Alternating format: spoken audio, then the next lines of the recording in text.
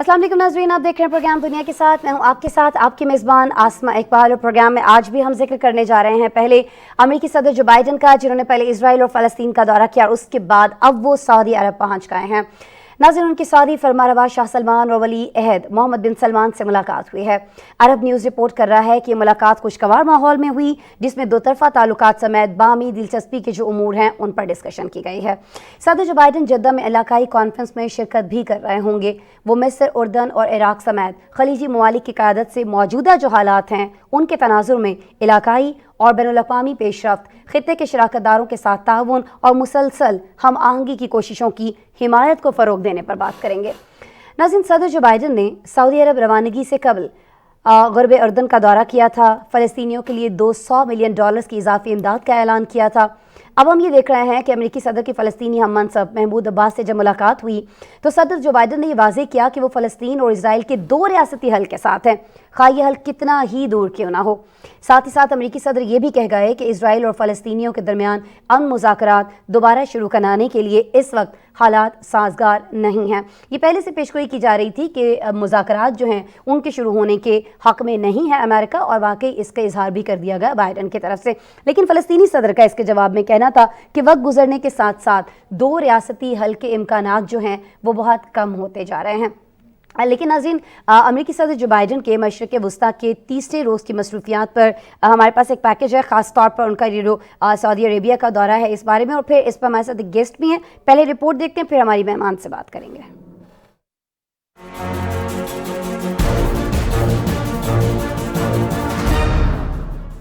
अमेरिकी सदर जो बाइडन इसराइल और फ़लस्तीन के बाद सऊदी अरब पहुंच गए, जहां उनका पुरतपाक इस्तकबाल किया गया। सदर जो बाइडन सऊदी फरमानवा शाह सलमान बिन अब्दुल अजीज की दावत पर सऊदी अरब का पहला दौरा कर रहे हैं। वो सऊदी अरब की मेजबानी में होने वाली खलीज ताउन कौंसिल के सरबराह इजलास में भी शिरकत करेंगे, जिसमें मिस्र, इराक और उर्दन के सरबराहान भी शरीक होंगे। खबर एजेंसी के मुताबिक अमेरिकी सदर ने सऊदी अरब आमद से कबल उर्दन का दौरा किया। उन्होंने फ़लस्तीनियों के लिए $200 मिलियन की इजाफी इमदाद और ग़िज़ाई किल्लत वाले इलाकों की मदद के लिए $1500 मिलियन की हंगामी इमदाद का भी ऐलान किया। अस्पताल के दौरे के दौरान एक नर्स ने अमेरिकी सदर की जानिब से पेश किए जाने वाली माली इमदाद का शुक्रिया अदा किया। साथ में सदर जो बाइडन को पैगाम दिया कि फ़लस्तीनियों को इंसाफ और इज्जत चाहिए। सदर जो बाइडन ने फ़लस्तीनी हम मनसब महमूद अब्बास से भी मुलाकात की। मुश्तरका प्रेस कॉन्फ्रेंस के दौरान सदर जो बाइडन ने कहा कि अमेरिका दो रियासती हल की आज भी तायद करता है, खा ये हल कितना ही दूर क्यों न हो। लेकिन इसराइल और फ़लस्तीनियों के दरमियान अमन मुज़ाकरात दोबारा शुरू कराने के लिए हालात साजगार नहीं हैं। जो बाइडन ने खातून सहाफ़ी शेरी अबू आकला के कत्ल के बारे में कहा, अमरीका मकतूला फ़लस्तीनी अमरीकी सहाफ़ी के कत्ल का पूरा एहतसाब चाहेगा। इस सिलसिले में अमरीका शफाफ एहतसाब पर इसरार करता रहेगा। फ़लस्तीनी सदर महमूद अब्बास ने इस मौके पर कहा कि इसराइल और फ़लस्तीन के दरमियान तनाज़े को तय करने के लिए मौजूद इम्कानात कम हो रहे हैं। 1967 में दो रियासती हल के लिए आज के मुकाबले में ज्यादा बेहतर मौका था, लेकिन जो आज इम्कान मौजूद है ये भी शायद लंबे अरसे तक बाकी न रहे। महमूद अब्बास ने अमेरिकी सदर पर जोर दिया कि हम मशरकी यरूशलेम में अमेरिकी कौंसल खाने के खुलने के मुंतजिर हैं। इसी दौरान उन्होंने वाशिंगटन में फ़लस्तीनियों के नुमाइंदा दफ्तर को दोबारा खोलने का मुतालबा किया। इस मौके पर यह भी मुतालबा दोहराया कि अमेरिका PLO का नाम दहशतगर्द तंजीमों की फहरिस्त से निकाले। इनका दो टूक कहना था, हम दहशतगर्द नहीं हैं। हम दहशतगर्द नहीं हैं, ये कहा गया है, समझाने की कोशिश की गई है बाइडन को। लेकिन बाइडन ने कह दिया है कि अभी आप जो मुज़ाकरात चाह रहे हैं फ़लस्तीन के मामले को लेकर, वो जो मुज़ाकरात हैं वो अभी नहीं हो सकते हैं। ऐसा उन्होंने क्यों कहा है, और साथ ही साथ सऊदी अरेबिया का जो दौरा कर रहे हैं उस पर भी हम बात करेंगे। मुझे ज्वाइन कर रही हैं डॉक्टर मुसरत अमीन साहिबा, माहिर हैं इंटरनेशनल अफेयर की, मेरे साथ इस वक्त मौजूद हैं वीडियो लिंक पर। अस्सलाम वालेकुम डॉक्टर साहिबा। वालेकुम अस्सलाम। डॉक्टर साहिबा, जब हम इंटरनेशनल अफेयर्स की बात करते हैं तो आजकल जो सबसे बड़ी खबर आ रही है वो बाइडन का दौरा है इस खत्ते के अंदर। मैं बस आपसे ये पूछना चाह रही हूँ कि 2019 में हमने देखा था कि जब बाइडन सदारती इंतखाबात की मुहिम चला रहे थे तो जब भी सऊदी अरेबिया का जिक्र आता था तो वो एक ही बात करते थे कि वो सऊदिया को तन्हा करके छोड़ेंगे। लेकिन अब हम ये देख रहे हैं कि सऊदी अरब बिल्कुल अहमियत इख्तियार कर गया एकदम से। ऐसा क्या हो गया अब? بہت شکریہ. پہلے تو یہ ہم تھوڑا سا دیکھتے ہیں کہ کس طرح سے جو انٹرنیشنل پالیٹکس ہے وہ کس طرح سے سینیریو جو گلوبل پالیٹکس کا ہے وہ چینج ہوا ہے رشیا یوکرین وار کی وجہ سے. اور جیسے ابھی آپ نے ذکر کیا کہ 2019 میں جس طرح سے پریزیڈنٹ جو بائیڈن اپنی جو کیمپین ہے اپنی الیکشن کی کیمپین میں, اور وہ بہت اس طرح کی ہاکش اسٹیٹمنٹس دیتے رہے ہیں سعودی عربیہ کے اگینسٹ, انہوں نے اس چیز کی بھی کیئر نہیں کی کہ سعودی عربیہ ان کا بہت بڑا ڈیفنس پارٹنر ہے اور آئل امپورٹر سب سے زیادہ جو ٹریڈ ہے 30 بلین کی وہ یو ایس کی اور سعودی عربیہ کی ہے. اور پاسٹ میں بھی ان کے بڑے اچھے تعلقات رہے ہیں. انہوں نے ایران کو کنٹین کرنا تو وہ انفلوئنس کرتے ہیں سعودی عربیہ کے ساتھ. ان چیزوں کو نہیں دیکھا, انہوں نے کہا کہ ہم اسے پرایا اسٹیٹ بنائیں گے اور بڑا اس کو جو ہے وہ, اور پھر جمال خشوگی کا جو مرڈر ہوا اس پہ بھی انہوں نے اسٹیٹمنٹ دیا اور بہت ساری ایسی باتیں کی. لیکن اب یہ دیکھیں کہ یہ جو دورہ ہے ان کے لیے کیوں اہم ہوا ہے. جب انٹرنیشنل پالیٹکس میں جیو پالیٹکس کی جب ہم بات کرتے ہیں اور چیزیں چینج ہوتی ہیں تو اسٹیٹس کو اپنے انٹرسٹ کو دیکھنا ہوتا ہے. اب امریکہ کو یہ ٹینشن ہے کہ رشیا چائنا نے ایک نیکسس اپنا, ظاہر ہے وہ ان کا اب ایمرج ہو رہے ہیں, وہ اپنا انفلوئنس کر رہے ہیں. اور رشیا سے جو آئل امپورٹ ہے وہ جو جس پہ وہ چاہ رہے ہیں کہ کسی طریقے سے وہ پابندیاں بھی لگائی, وہ بڑی کوشش سے کر رہے ہیں. لیکن اپنے جتنے بھی ان کے الائی ہیں, آپ انڈیا کو دیکھ لیں, انڈیا کو وہ نہیں کنٹین کر سکے, تو ان کے سرکل سے آہستہ آہستہ وہ چیزیں نکلتی جا رہی ہیں. اب ان کے لیے بڑا امپورٹنٹ ہو گیا تھا کہ اپنے جو یونائٹڈ اسٹیٹس کے جو انٹرسٹ ہیں ان کو کس طرح سے, جو بلکہ ابھی جب انہوں نے دورہ شروع کیا تو انہوں نے بڑا کرٹیسزم ان پہ ہو رہا ہے, لیکن انہوں نے کہا کہ ری اورینٹ ہم اپنے جو ریلیشن ہیں وہ کرنا چاہ رہے ہیں اور ہم نہیں چاہتے کہ ان میں کوئی کسی قسم کا ریاض کے ساتھ ہمارے ریلیشن شپ میں کوئی رپچر آئے. اب یہ اتنا امپورٹنٹ دورہ ہے یونائٹڈ اسٹیٹس کے لیے, بجائے اس کے کہ ایک ڈپلومیٹک آپ کی لینگویج ہوتی ہے جس میں وہ بتاتے ہیں کہ ہمارا یہ دفاعی پارٹنر رہا ہے, ہمارے ان کے ساتھ تعلقات رہے ہیں, تلخیاں ہو جاتی ہیں جب آپ کمپین کرتے ہیں, تو جب آپ نے ووٹ لینا تو اس طرح کی چیزیں, انہوں نے اس چیز پہ کوئی اس طرح کی بات نہیں کی, بلکہ ایک اسٹیٹمنٹ دیا ہے کہ انہوں نے کہا کہ ہم اپنے جو انٹرسٹ ہیں یونائٹڈ اسٹیٹس کے اس کو دیکھیں گے. اب ساری دنیا اس چیز کو اس سینیریو میں دیکھ رہی ہے. اور دوسری امپورٹنٹ, آپ ڈاکٹر صاحب مجھے ذرا یہ فرما دیجیے گا, وقت ہمارے پاس کم ہے تو میں چاہ رہی ہوں کہ تھوڑا ہم اگر زیادہ اس پر بات کر سکیں کم وقت کے اندر, کہ امریکہ کس طرح سے دیکھ رہا ہے, بائیڈن کی کیا توقعات ہیں, بائیڈن کی خواہشات کیا ہیں, یہ تو ہم نے بات کر لی. سعودیہ کس طرح سے دیکھ رہا ہے ان کے اس وزٹ کو, کیا سعودیہ بھی تعلقات کی بحالی چاہتا ہے, یا جس طرح سے پہلے ہم نے دیکھا تھا کہ جب رشیا کا اور یوکرین کا معاملہ ہوا تھا ان کا فون اٹینڈ نہیں کیا گیا تھا بائیڈن کا, اسی طرح کی سرد مہری جو ہے ابھی بھی ہمیں دیکھنے میں ملے گی سعودیہ کی جانب سے امریکہ کے لیے. دیکھیے ریلیشن شپ میں بحالی ہونا, ری انسٹیٹ کرنا ریلیشن شپ کو, اور ریلیشن شپ جو پہلے تھے اس میں وہ بڑا فرق ہے. اب دیکھیں کہ رشیا, دیکھیں جب یہ یوکرین کی رشیا کے ساتھ وار ہوئی تو آپ نے دیکھا کہ اسرائیل اور سعودی عرب نے اس پہ کوئی اسٹیٹمنٹ نہیں دیا. اب اس سے امریکہ کو بہت زیادہ ٹینشن ہوئی ہے اس وجہ سے, اور سعودی عربیہ نے بڑے وہ اس کو, آپ نے دیکھا کہ آپ ریسیپشن سے اندازہ لگا لیں کہ ٹرمپ کو کس طرح سے ریسیپشن دیا گیا تھا, اور اب جو بائیڈن آئے تو ان کو ریسیپشن کس طرح سے دیا. مکہ کے گورنر انہوں نے اسے ریسیو کیا, اور باڈی لینگویج بھی آپ دیکھیں کہ جب ایم بی ایس ان کو پیلس میں لے کے جا رہے ہیں تو وہ کس طرح سے انہوں نے اس کو ریسیو کیا ہے. تو یہ چیزیں بہت میٹر کرتی ہیں. اب اگر امریکہ یہ دیکھے گا جو بائیڈن جو اتنی ہاکش اسٹیٹمنٹ دینے کے بعد اب اپنے انٹرسٹ کے لیے سعودی عربیہ کے پاس آئے ہیں اور وہ چاہ رہے ہیں کہ کسی طرح کے اپنے اس خطے میں دوبارہ سے وہ اپنا کر لیں, تو اب یہ اتنا آسان نہیں ہوگا, کیونکہ چائنا نے اور رشیا نے جو اس تھوڑے سے ٹائم پیریڈ میں جو اس کا بینیفٹ لیا ہے اس کو امریکہ کو مینڈ کرنا, اٹ ول ٹیک ٹائم. یہ بہت اتنا آسان نہیں ہوتا. ڈپلومیسی اس پہ چلے گی, ابھی اس پہ بہت لمبا ٹائم لگے گا, اور سعودی عربیہ کو اپنی امپورٹنس کا بہت اچھی طرح پتہ ہے. سعودی عربیہ کو پتہ ہے کہ وہ کس طرح سے مڈل ایسٹ کے جو اسلامک کنٹریز ہیں ان کو کس طرح سے وہ انفلوئنس کر سکتا ہے. اور ایران کے ساتھ دیکھیں, ایم بی ایس ایک ویژنری لیڈر ہے. آپ دیکھیں کہ انہوں نے 2030 کا جو اپنا ویژن دیا ہے, انہوں نے ہٹ کے اس سے کہ ہم آئل کے علاوہ بھی ہم کوئی چیزیں کریں, تو اس کے لیے انہیں بڑی اچھی طرح پتہ ہے, انہوں نے بڑی اچھی طرح پلاننگ کرنی ہے کہ ہم نے پراسپیرٹی کس طرح سے لے کے آنی ہے. اور پراسپیرٹی کس طرح سے آتی ہے, پیس سے آتی ہے. وہ کبھی بھی نہیں چاہیں گے کہ اب وہ ایران کے جس طرح سے یہ چاہ رہے ہیں امریکنس کہ ہمیں آئل امپورٹ ہم کر لیں ان سے, سعودی عربیہ سے ہم کہیں کہ انکریز کریں, یورپ کو دیں یہ, تو یہ ابھی اٹ ول ٹیک ٹائم. میری اپنی اوپینین ہے کہ اس پہ اتنا ابھی ٹائم لگے گا, اس پہ جتنا انہوں نے سعودی عربیہ کو ناراض کیا ہے. بہت شکریہ. ٹائم کی بات ہو رہی ہے تو مسرت صاحب میں آپ کو بتاؤں کہ ہمارے پاس آج وقت بہت کم تھا, پروگرام وقت پر شروع نہیں ہو سکا اس طرح سے, کیونکہ پریزیڈنٹ کی اسپیچ آ گئی تھی, آپ جانتے ہیں ان کا خطاب آ گیا تھا, اس وجہ سے پروگرام ہمارا تھوڑا تاخیر کا شکار ہوا. آپ کو بھی اس طرح سے ہم وقت دے نہیں پائے ہیں, بہت معذرت ڈاکٹر مسرت امین صاحبہ اس کے لیے, اور بہت شکریہ بھی کہ آپ نے میرے شو کے لیے وقت نکالا. پھر کبھی آپ کو زحمت دے رہے ہوں گے تو ڈیٹیل میں انشاءاللہ آپ سے بات ہوگی. پروگرام میں ناظرین مجھے آگے بڑھنا ہے اور ابھی مجھے آپ کو بتانا یہ ہے کہ رواں سال 15 نومبر کو دنیا کی جو آبادی ہے وہ 8 ارب تک پہنچ جائے گی. جی ہاں 8 ارب. بھارت اگلے سال چین کی جگہ دنیا کی سب سے زیادہ آبادی والا ملک بننے جا رہا ہے. عالمی آبادی کے امکانات پر مبنی رپورٹ یہ کہتی دکھائی دیتی ہے کہ آبادی کے تناسب سے ترقیاتی شرح 1950 کے بعد کم ترین سطح پر ہے. دنیا کی آبادی کو 1 سے 2 ارب تک پہنچنے میں 123 سال لگے، جبکہ 6 سے 7 ارب آبادی صرف 12 سال میں بڑھ گئی. ناظرین ماہرین کو خدشات ہیں کہ آبادی میں تیزی سے اضافہ غذائی قلت سے نمٹنے، صحت اور تعلیم تک رسائی کے نظام کو مزید مشکلات سے دوچار کر سکتا ہے، جو کہ ایک بہت obvious سی بات ہے. اقوام متحدہ کی جنرل اسمبلی کے صدر اس بات پر زور دے رہے ہیں کہ بڑھتی آبادی، پائیدار ترقی اور ماحولیاتی تبدیلیوں، خاص طور پر علاقائی تنازعات، عدم مساوات اور غذائی عدم تحفظ جیسے چیلنجز سے مل کر نمٹنا ہوگا.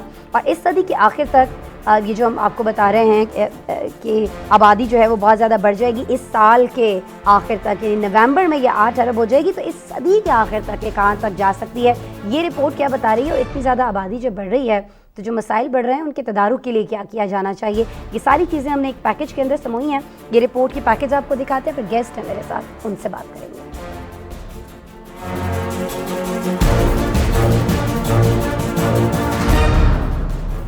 نومبر تک کرۂ ارض پر 8 ارب افراد ہوں گے. آئندہ سال بھارت دنیا کی سب سے زیادہ آبادی والا ملک بن جائے گا، جبکہ چین دوسرے نمبر پر چلا جائے گا. عالمی آبادی کے امکانات 2022 کی جاری رپورٹ کے مطابق دنیا کی آبادی 2050 تک 8.5 ارب اور 2080 تک 10 ارب سے زیادہ ہو جائے گی. اقوام متحدہ نے صدی کے اختتام تک یہ شرح برقرار رہنے کا بھی اندازہ لگایا ہے. رپورٹ کے مطابق 2020 میں عالمی آبادی میں اضافہ 1% سے بھی کم ہو گیا ہے. 1950 کے بعد سے اس میں سست ترین شرح سے اضافہ ہو رہا ہے. ماہرین کے نزدیک آبادی میں تیزی سے اضافہ انسداد غربت، بھوک اور غذائی قلت سے نمٹنے، صحت اور تعلیم تک رسائی کے نظام کو مزید مشکلات سے دوچار کر سکتا ہے. شرح اموات میں مزید کمی کے ساتھ 2050 میں اوسط عالمی طویل عمر تقریباً 77.2 سال ہونے کے امکانات ظاہر کیے گئے ہیں. اسی طرح 65 اور اس سے زائد عمر کی عالمی آبادی کا حصہ 2022 میں 10% سے بڑھ کر 2050 میں 16% ہو جائے گا. رپورٹ میں بتایا گیا کہ جیسے جیسے عالمی آبادی میں اضافہ جاری ہے، اس سے موسمیاتی تبدیلی کے خلاف جنگ میں بھی ممکنہ پیچیدگیاں ہوتی جا رہی ہیں. لوگوں میں اضافے کا مطلب ہے کہ فضا میں زیادہ گرین ہاؤس گیسیں خارج ہو رہی ہیں. رپورٹ کے مطابق آبادی میں اضافہ خود ماحولیاتی نقصان کا براہ راست سبب نہیں بن سکتا. اس کے باوجود یہ مسئلے کو مزید سنگین بنا سکتا ہے. اس کا انحصار زیر غور ٹائم فریم، دستیاب ٹیکنالوجی، آبادیاتی، سماجی اور اقتصادی حالات پر منحصر ہے. رپورٹ میں تجویز دی گئی ہے کہ اس نقصان کا سب سے زیادہ بوجھ ترقی یافتہ ممالک کو اٹھانا چاہیے، جن کے مادی وسائل کی فی کس کھپت عام طور پر سب سے زیادہ ہے. ایک طرف جہاں دنیا کی آبادی بڑھتی جا رہی ہے تو وہیں اس حساب سے وسائل اور پائیدار ترقی کی راہ پر گامزن ہونے کے لیے مؤثر حکمت عملی اپنانے کی ضرورت پر بھی زور دیا جا رہا ہے. اقوام متحدہ کی جنرل اسمبلی کے صدر عبداللہ شاہد نے اسی حوالے سے 5 شعبوں میں عملی اقدامات کی تجویز پیش کی ہے. ٹیکنالوجی میں سرمایہ کاری، کمزور طبقے کو مضبوط اور ان کا ذریعہ معاش یقینی بنانے کے لیے اقدامات کرنے ہوں گے. بین الاقوامی مالیاتی نظام، قرضوں سے نجات، بیرون ملک ترقیاتی اور انسانی ہمدردی کی بنیاد پر امداد میں اصلاحات لانے کی ضرورت کی اہمیت کے ساتھ زیادہ کمزور ممالک پر خصوصی توجہ دینے اور مالی مدد فراہم کرنے پر بھی زور دیا. اقوام متحدہ کی صدر نے افریقہ کی پائیدار ترقی کے عزم کی تجدید کی ضرورت پر زور دیتے ہوئے کہا کہ ہمیں مل کر مسائل پر قابو پانا ہوگا. بالکل جی، ہم سب کو مل کر مسائل پر قابو پانا ہوگا، لیکن ان مسائل کی طرف کسی کی توجہ دکھائی نہیں دیتی ہے. امریکہ جیسے ملک کو ہی دیکھ لیجئے، اپنے مفادات کے لیے امریکہ کو بہت کچھ ایسا کرنا پڑ رہا ہے جو اسے کرنا نہیں چاہیے ہے. روس یوکرین کا معاملہ آپ دیکھ لیجئے، اس میں امریکہ نے کیا کیا، افغانستان میں کیا حالات ہیں اس کو دیکھ لیجئے، اور بہت سارے ممالک جہاں ڈائریکٹلی نہ صحیح انڈائریکٹلی امریکہ انوالو دکھائی دیتا ہے، اس کے بھی یہ سارے نتائج ہیں کہ اس طرح سے مسائل بڑھتے چلے جا رہے ہیں، کیونکہ وہ وسائل جو انسانی مسائل کو کم کرنے کے لیے استعمال ہونے چاہیے وہ اصل میں انسانی المیہ کریٹ کرنے کے لیے استعمال ہو رہے ہیں. بہت ساری جنگوں پر بہت زیادہ خرچ کیا گیا. افغانستان کی جنگ آپ کے سامنے ہے. ابھی رشیا یوکرین کے اندر کیا کر رہا ہے, یوکرین کے ساتھ کیا ہو رہا ہے, باقی ممالک کی جانب توجہ کیے ہوئے ہیں, خاص طور پر جو یورپی ممالک ہیں ان کی توجہ ماحولیاتی آلودگی پر نہیں ہے, موسمیاتی تبدیلیوں پر نہیں ہے, عوام کی بھوک پر نہیں ہے, صحت کے مسائل پر نہیں ہے, تعلیم کو لے کر نہیں ہے. ان کی ساری جو توجہ ہے وہ اس پر ہے کہ وہ اپنے آپ کو مزید سے مزید مضبوط کر لیں, مزید سے مزید طاقتور کر لیں. نو ڈاؤٹ آپ کو ہر ملک کو اپنے تحفظ کا حق ہے, لیکن یہ جو آپ کے پاس اسلحہ ہے, آپ کے تحفظ کے لیے جو چیزیں ہیں وہ اتنی ہونی چاہیے کہ وہ صرف آپ کے تحفظ کے لیے کافی ہوں, نہ کہ اس لیے ہونی چاہیے کہ دوسرے جو ممالک ہیں ان کی تباہی کا وہ باعث بن رہی ہوں, اور آپ کی ساری توجہ اس جانب وہ آپ کی آبادی, آپ کے ملکوں میں, اور آپ کی وجہ سے غریب ممالک کے اندر کیا سچویشن کریٹ ہو رہی ہے اس پر آپ کی نظریں نہ ہوں. تو کہیں نہ کہیں یہ سارے ممالک, امیر ممالک جو ہیں, یہ بھی اس کے ذمہ دار ہیں. اصل ذمہ دار کون ہے یہ بہتر طور پر بتا سکتے ہیں جی. عطشان علی عباسی صاحب مجھے جوائن کر رہے ہیں, سماجی کارکن ہیں, ویڈیو لنک پر ہیں میرے ساتھ, ان سے بات کر لیتے ہیں. السلام علیکم عطشان صاحب. عطشان آواز آ رہی ہے آپ کو میری؟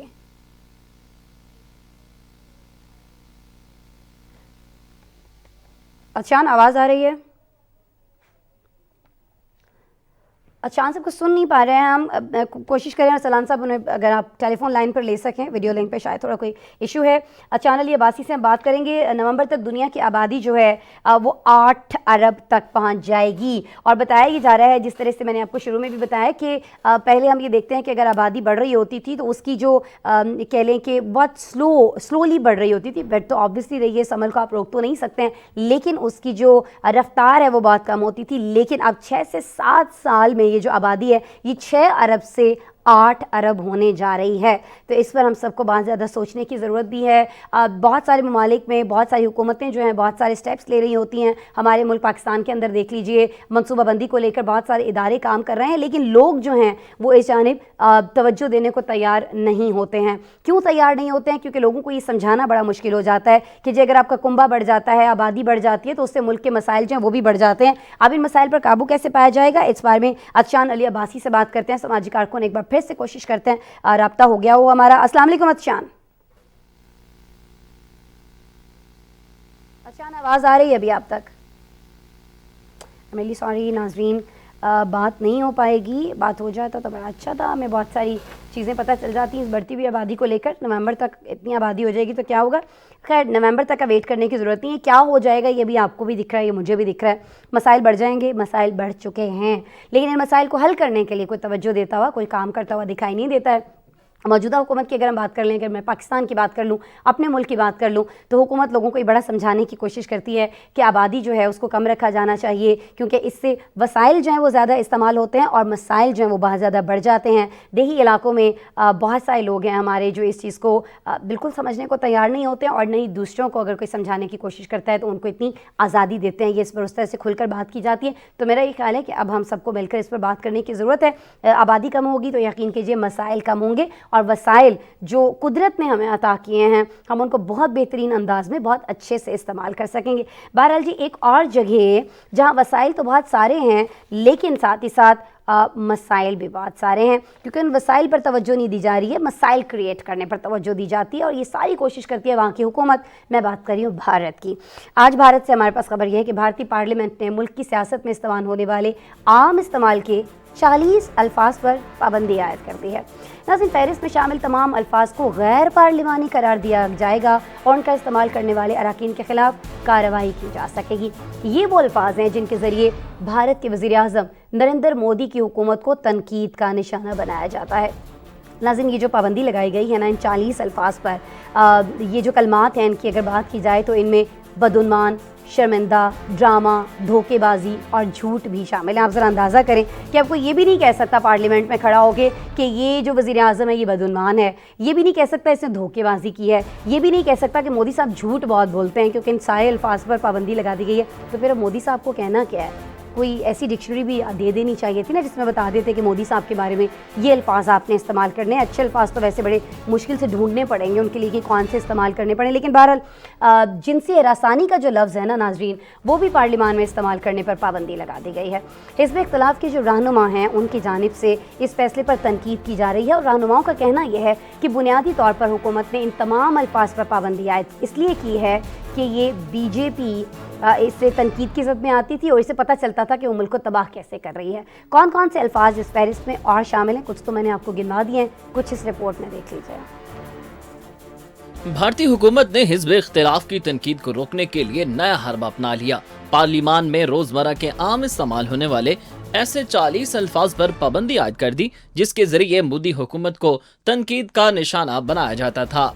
فہرست میں شامل تمام الفاظ کو غیر پارلیمانی قرار دیا جائے اور ان کا استعمال کرنے والے ارکان چاہے ان کا تعلق ایوان بالا سے ہو یا ایوان زیریں سے ان کے خلاف کارروائی کی جا سکے گی. بھارتی میڈیا کے مطابق فہرست میں شامل الفاظ میں شرمندہ، انارکسٹ، بدعنوان، مجرمانہ، غنڈہ گردی، ڈرامہ، دھوکے بازی، جھوٹ، غلط اور نالائق جیسے الفاظ کے ساتھ ساتھ خون خرابہ، گالی دینا، بچگانہ، بے عزت، گدھا، بزدل، بددیانتی کرنا اور یہاں تک کہ جنسی ہراسانی جیسے کلمات بھی شامل کیے گئے ہیں. اس فہرست میں ہندی زبان کے ایسے الفاظ اور جملے بھی شامل ہیں جو وزیراعظم مودی کی حکومت کے عہدیداروں اور پالیسیز کے لیے خصوصی طور پر استعمال کیے جاتے ہیں. ان میں دنگا، بحری سرکار، کالا بازاری، گرگٹ اور اس کے علاوہ چمچا اور چیلا جیسے عام الفاظ بھی ڈال دیے گئے ہیں. بھارتی حزب اختلاف کی جماعتوں کی جانب سے وزیراعظم مودی اور ان کی انتظامیہ کے لیے زیادہ استعمال کیے جانے والے جملے بھی اس فہرست میں شامل کیے گئے ہیں، جن میں جملہ جیوی یعنی جھوٹے وعدے کرنے والا اور بچوں جیسا دماغ رکھنے والا، کووڈ پھیلانے والا جیسے الفاظ پارلیمان میں بولنا ممنوع کر دیے گئے ہیں. اس فیصلے کے نتیجے میں یہ الفاظ اور جملے پارلیمانی ریکارڈ سے حذف کر دیے جائیں گے اور مستقبل میں بھی پارلیمانی کارروائی کا حصہ نہیں بنائے جائیں گے. بھارتی میڈیا کے مطابق بھارتی پارلیمان کے ایوان بالا کے چیئرمین اور ایوان زیریں کے اسپیکر پارلیمنٹ کے اجلاسوں میں ان الفاظ کے استعمال پر ان کو حذف کرنے کا حتمی فیصلہ کریں گے. بھارت کی حزب اختلاف کے رہنماؤں نے اس فیصلے پر احتجاج کرتے ہوئے اس کا مذاق اڑایا ہے اور اسے قانون سازوں کی زبان بندی قرار دیا جا رہا ہے. ان کے مطابق یہ الفاظ مودی کی جماعت بھارت کو تباہ کرنے کے لیے استعمال ہوتے ہیں اور اسی وجہ سے ان پر پابندی لگا دی گئی ہے. کانگریس کے رہنما راہل گاندھی نے اپنے ٹویٹر پیغام میں لکھا کہ لفظ غیر پارلیمانی وزیراعظم مودی کی حکومت چلانے کی اہلیت کو بیان کرتا ہے، جس کے بولنے پر اب پابندی عائد کر دی گئی ہے. بھارتی حکومت نے حزب اختلاف ناظرین رپورٹ آپ دیکھ رہے تھے. بچگانہ کا جو لفظ ہے نا وہ بھی مودی کے لیے استعمال نہیں ہو سکتے، ویسے ان کے لیے ہونا بھی نہیں چاہیے لفظ استعمال، ان کے لیے تو ظالمانہ کا لفظ استعمال ہونا چاہیے جو بھی کاروائیاں وہ کرتے رہتے ہیں. بہرحال رپورٹ آپ نے دیکھی. آج کے پروگرام کا وقت جو ہے وہ ختم ہو رہا ہے. منڈے کو دوبارہ آپ سے ملاقات ہو رہی ہوگی. اپنا بہت سارا خیال رکھیے گا اور جاتے جاتے ہمارا اسپیشل سیگمنٹ چلتے چلتے ضرور دیکھیے گا. Take care. اللہ حافظ. یونان کے ساحل پر 2022 کا سب سے بڑا سپر مون دیکھا گیا. اسپین میں بھی سپر مون کے نظارے کیے گئے. سپر مون اس وقت ہوتا ہے جب پورا چاند زمین کے مدار سے بہت قریب آتا ہے، جس کے باعث وہ عام چاند سے زیادہ روشن اور زیادہ بڑا دکھائی دیتا ہے. چاند کو اتنا روشن اور قریب دیکھ کر لوگ بھی حیران رہ گئے. ناسا کے مطابق رواں سال کے دوران یہ تیسرا سپر مون دیکھا گیا ہے. اس سال کا آخری سپر مون اگست میں دیکھے جانے کی پیشگوئی کی گئی ہے، جبکہ اس سے پہلے مئی اور جون میں بھی سپر مون ہو چکے ہیں. رکشا 2 سے 3 لوگوں کی سواری سمجھی جاتی ہے، لیکن بھارتی ریاست اتر پردیش کے شہر فتح پور میں پولیس نے ایک رکشا کو روکا تو اس کے اندر سے بچوں سمیت 27 مسافر نکلتے دیکھ کر پولیس اہلکار حیران رہ گئے. پولیس نے اوور لوڈنگ پر رکشا تحویل میں لے لیا ہے، لیکن سوشل میڈیا پر رکشے سے اتنے مسافر نکلنے اور پولیس اہلکار کی جانب سے ان کی گنتی کی ویڈیو وائرل ہو گئی ہے. سوشل میڈیا پر دلچسپ تبصرے بھی جاری ہیں. کچھ لوگ انہیں رکشا میں 27 سواریوں کو گینس بک کے ریکارڈ میں شامل کرنے کے لیے مطالبہ کر رہے ہیں، تو کچھ علاقے میں ٹرانسپورٹ کی سہولتیں نہ ہونے کی نشاندہی کر رہے ہیں. نیو یارک میں ایک آرٹسٹ نے ارب پتی افراد کی شکل والی آئس کریم بیچنے کے لیے ٹرک لگا لیا. ان افراد میں ٹیکنالوجی کے بڑے نام امازون کے مالک Jeff Bezos, Bill Gates, Elon Musk اور مارک زکربرگ شامل ہیں. ارب پتی افراد کی شکل والے پاپاسیکلز لوگوں کے لیے $10 میں دستیاب ہیں. ٹرک آرٹسٹ نے سرمایہ دارانہ نظام کے خلاف آگاہی کے طور پر ٹرک کا آغاز کیا ہے. ٹرک کے اوپر ایٹ دا ریچ جیسے الفاظ بھی کنندہ ہیں. صارفین کی جانب سے بھی اس ٹرک کے آئیڈیا کو خوب سراہا جا رہا ہے. کیوبا میں ماحولیاتی آلودگی کی وجہ سے سمندری کچھووں کی پیداوار میں کمی ہونے لگی. ہوانا یونیورسٹی کے سائنسدانوں کی 20 سالہ تحقیق کے بعد یہ انکشاف کیا گیا ہے کہ کیوبا کے دور دراز غیر آباد اور غیر ترقی یافتہ علاقوں میں بھی ماحولیاتی آلودگی کے اثرات پہنچ رہے ہیں. समुद्री कछुओं को जमीन की सख्ती की वजह से घर बनाने में मुश्किलात पेश आती हैं। समुद्री तूफान के बार बार आने से साहिल पर कचरा भी बढ़ रहा है, जबकि दर्जे हरारत में इजाफा भी कछुओं की बका को खतरा से दो चार कर रहा है। शुमाली आयरलैंड में दुनिया का सबसे बड़ा बोनफायर किया गया। मकामी मीडिया के मुताबिक लारन में 202 फीट की ऊंचाई पर लगाई जाने वाली दुनिया की सबसे ऊंची आग है। ये आग 16वीं सदी में होने वाली जंग की याद में लगाई गई। 12 जुलाई से इस जंग की याद मनाने की तकरीबात का आगाज इस आग से किया गया। इस आग को लगाने के लिए बाकायदा इजाजत ली गई थी और अब इसे गिनीज बुक ऑफ रिकॉर्ड्स में रजिस्टर होने के लिए भेजा जाएगा। इस वक्त सबसे बड़ा बोनफायर का रिकॉर्ड नेदरलैंड के पास है। अमेरिका में मुर्गों की लड़ाई करने वाले एक मुश्तबा रंग से करीब 50 मुर्गों को बाजियाब करा लिया गया। अमेरिकी रियासत शिकागो में इत्तला मिलने पर छापा मारा गया, जिसके बाद जानवरों को बचाया गया। जानवरों के हुकूक के लिए काम करने वाले एक नुमाइंदे का कहना है कि ये जानवर काफी सदमे में थे। इनमें से कई मुर्गे मुसलसल लड़ाइयों से जख्मी हालत में मिले, जिन्हें फौरी इब्तदाई तिब्बी इमदाद के लिए अस्पताल मुंतकिल किया गया। हुकाम का कहना है कि इन जानवरों को फौरी नए घरों की जरूरत है।